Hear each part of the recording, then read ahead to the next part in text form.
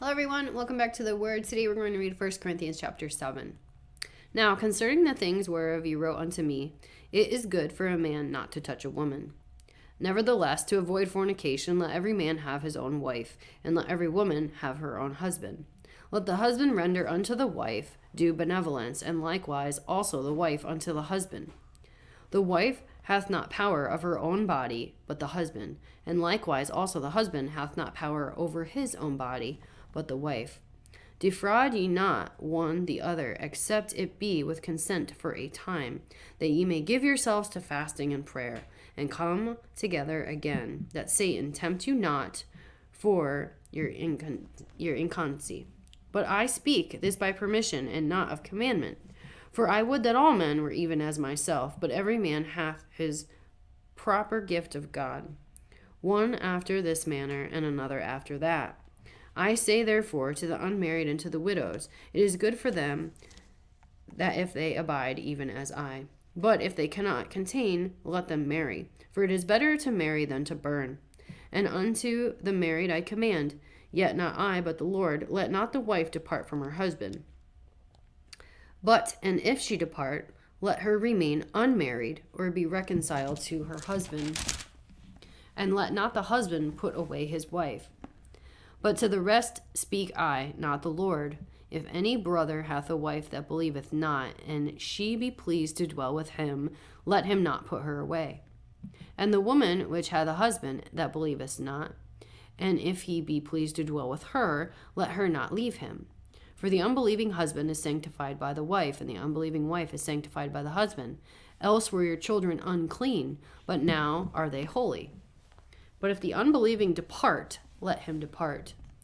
A brother or a sister is not under bondage in such cases, but God hath called us to peace.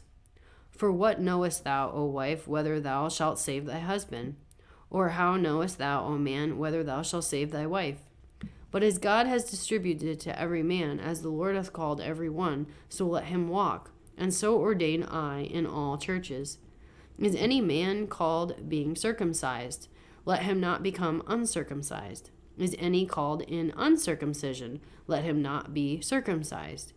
Circumcision is nothing, and uncircumcision is nothing, but the keeping of the commandments of God. Let every man abide in the same calling wherein he was called. Art thou called being a servant? Care not for it, but if thou mayest be made free, use it rather. For he that is called in the Lord, being a servant, is the Lord's freeman. Likewise, also he that is called being free is Christ's servant. Ye are bought with a price, but not ye the servants of men. Brethren, let every man wherein he is called therein abide with God. Now concerning virgins, I have no commandment of the Lord, yet I give my judgment as one that hath obtained mercy of the Lord to be faithful. I suppose, therefore, that this is good for the present distress. I say that it is good for a man so to be. Art thou bound unto a wife? Seek not to be loosed. Art thou loosed from a wife? Seek not a wife. But and if thou marry, thou hast not sinned, and if a virgin marry, she hath not sinned. Nevertheless, such shall have trouble in the flesh, but I spare you. But this I say, brethren, the time is short. It remaineth that both they that have wives be as though they had none, and they that weep as though they weep not, and they that rejoice as though they rejoice not, and they that buy as though they possess not, and they that use this world as not abusing it, for the fashion of this world passeth away. But I would have you without carefulness. He that is unmarried careth for the things that belong to the Lord, how he may please the Lord. But he that is married careth for the things that are of the world, how he may please his wife. There is difference also between a wife and a virgin. The unmarried woman careth for the things of the Lord, that she may be holy, both in body and in spirit. But she that is married careth for the things of the world, how she may please her husband.